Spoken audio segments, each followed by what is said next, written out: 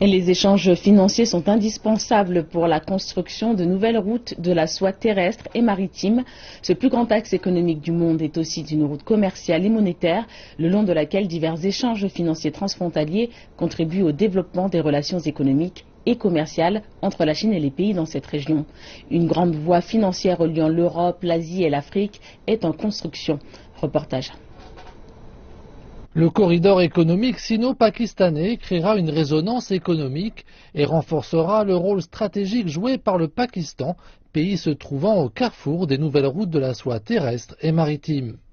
Ces dernières années, les investissements économiques et commerciaux entre la Chine et le Pakistan ont connu un développement rapide. En 2014, le total du commerce bilatéral a atteint 16,06 milliards de dollars, soit une augmentation de 12,57% en glissement annuel.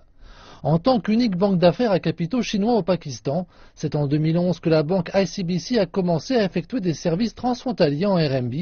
Le volume total de compensation et de règlement en RMB atteignait 92,9 milliards de yuan en 2014. L'entreprise pakistanaise Sachal nous explique la raison du choix d'ICBC comme banque coopérative. Les entrepreneurs de nos travaux et les fournisseurs d'équipements sont venus de Chine. Le Pakistan et la Chine entretiennent des relations d'amitié depuis longtemps. Ainsi, quand on cherchait des partenaires financiers, on a pensé à la banque chinoise ICBC, car son ampleur, ses valeurs et ses services sont au premier rang mondial. La Banque populaire de Chine a choisi la banque ICBC comme banque en charge de la compensation du RMB à Singapour, au Luxembourg, à Doha, à Toronto ou encore à Bangkok.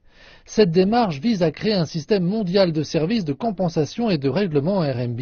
Le transfert en RMB est ainsi plus effectif, l'utilisation facilitée dans le monde entier. Quant au volume de compensation, il bat record sur record.